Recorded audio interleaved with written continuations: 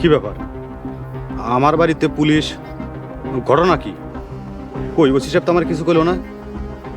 দেখি ওসি সাহেবের একটা ফোন দিই। ওসি সাহেবকে ফোন দিয়ে কোনো লাভ হবে না। আমি এসপি সাহেবের নির্দেশে এখানে এসেছি। You are under arrest. এই ধর। কি কোন অফিসার? আমি আন্ডার অ্যারেস্ট? আমার বিরুদ্ধে অভিযোগটা কি? নারী নির্যাতন। সাদিয়া, দেখছো পুলিশ অফিসার কি করতেছে?